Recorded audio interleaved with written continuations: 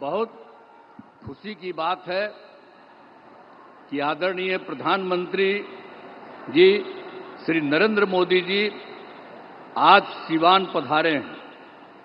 सर्वप्रथम मैं आदरणीय प्रधानमंत्री श्री नरेंद्र मोदी जी का स्वागत करता हूं, उनका अभिनंदन करता हूं। अब साथ ही यहां उपस्थित हैं बिहार के माननीय राज्यपाल, माननीय केंद्रीय मंत्रीगण, बिहार के उप मुख्यमंत्री एवं अन्य मंत्रीगण, कार्यक्रम में उपस्थित सभी लोगों का मैं हार्दिक अभिनंदन करता हूं। इस अवसर पर आदरणीय प्रधानमंत्री श्री नरेंद्र मोदी जी के द्वारा क्या होने वाला है, 22 नगर विकास की परियोजनाओं, 6 सड़क परियोजनाओं, 1 रेल परियोजनाओं का उद्घाटन एवं शिलान्यास किया जा रहा है। इन सब की कुल लागत 9,518 करोड़ रुपए का है।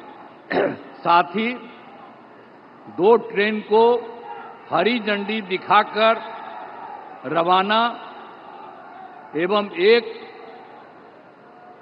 ईंधन निर्यात का शुभारंभ किया जा रहा है। तो ये कुल मिलाकर के इन 32 योजनाओं में बिहार को काफी फायदा होने वाला है। तो इसके लिए हम आदरणीय प्रधानमंत्री जी को हृदय से नमन करता हूं उनको और उनको बधाई देता हूं।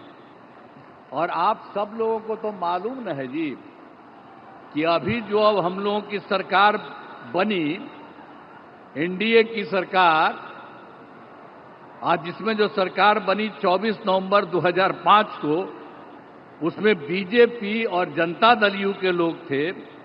ये सब आज भी और लोग भी हैं, सब लोग हैं। तो आप जानते हैं कि हम लोगों की जो सरकार बनी तो तब से तो हम लोगों ने पूरे बिहार के लिए सारा काम किया है।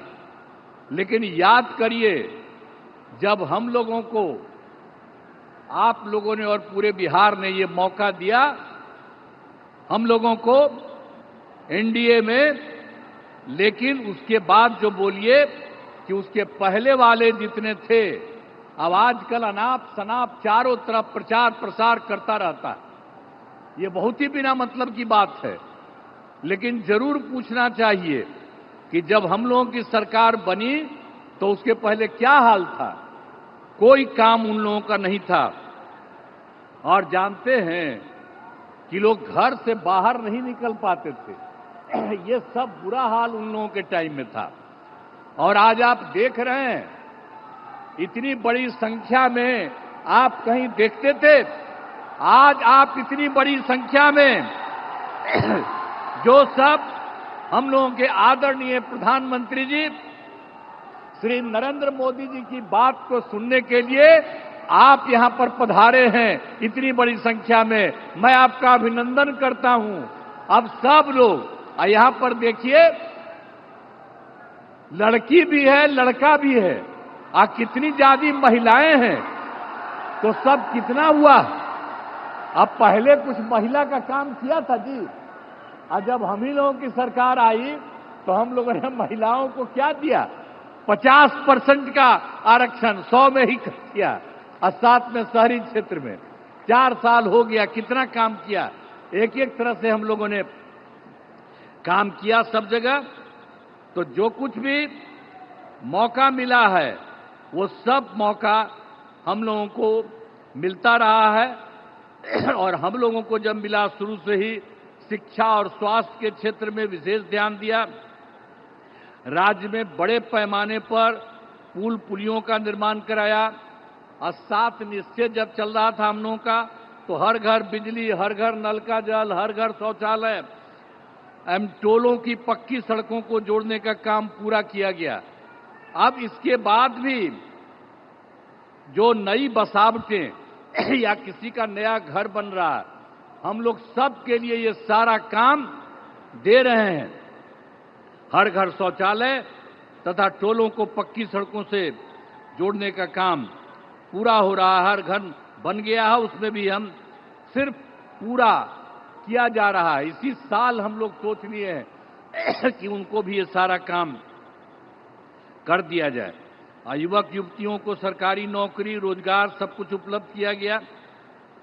और मैंने जो सभी जगहों पर जाकर विकास कार्यों को देखा, इस बार जो हम देखे ही थे, सब जगह कर लिए और सब जगह के बारे में देख लिया कि क्या कोई गड़बड़ी है, तो उसका से मिल गया 430 नई योजनाओं को स्वीकृति मिली और इसके लिए 5,000 करोड़ रुपए का जो कुछ भी स्वीकृति दी गई। और ये सब लोगों का 430 का जो कुछ भी है, पूरे हर जगह हर राज्य में एक एक तरह से काम शुरू कर दिया गया है।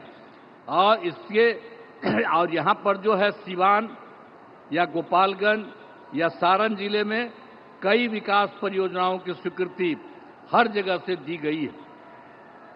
और जो सबसे बड़ी बात है जो आज आए हैं, कितनी बड़ी बात है, श्रद्धेय प्रधानमंत्री श्री नरेंद्र मोदी जी के नेतृत्व में केंद्र सरकार से क्या क्या काम हुआ है।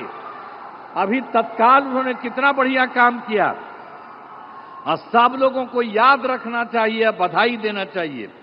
आप देखिए, जब सरकार बनी 2014 में नया सरकार, जुलाई 2024 में के बजट में बिहार को विशेष आर्थिक सहायता के रूप में सड़क, उद्योग, स्वास्थ्य, पर्यटन, बाढ़ नियंत्रण के लिए बड़ी राशि देने की घोषणा इन्होंने कर दी है, इनकी सरकार ने।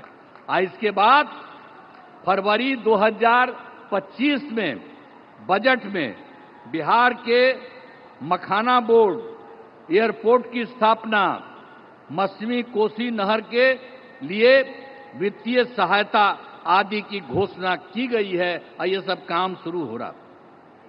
अब इसके अलावे जो अभी और एक बार कर दिया 2018 में, आप जानते हैं कि कुछ ही राज्यों को वो काम मिला हुआ था, 6 राज्य के करीब, और इस बार इन्होंने बिहार के लिए भी ये तय कर दिया। तो जो कुछ भी है, खेलो इंडिया यूथ गेम्स में आयोजन का जिम्मा बिहार को भी मिला है, जो गौरव की बात है। और आप साथ लीजिए, जो इन्होंने काम शुरू करा दिया है, तो इन खेलों का अच्छे से योजना हो चुका। और शुरू की बात यह भी है, जो अभी सरकार ने इन्होंने जाति आधारित गणना कराने का निर्णय लिया है, इसलिए हम नमन करते हैं कि इन्होंने जाति आधारित गणना करा दिए। आप भी हाथ जोड़ करके तो जवाब न दीजिए कि कितना बड़ा बात इन्होंने कर दिया। तो इस सब आप लोग कहिए कि इन्होंने इसके बारे में भी करा दिया। अब इस तरह से सबके लिए आदरणीय प्रधानमंत्री श्री नरेंद्र मोदी जी का हम आभार व्यक्त करते हैं और उनको धन्यवाद देते हैं।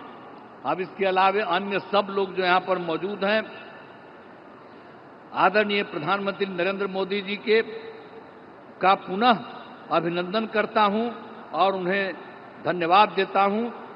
इसके अलावा हमारे जो माननीय राज्यपाल हैं, उनको बधाई देता हूं।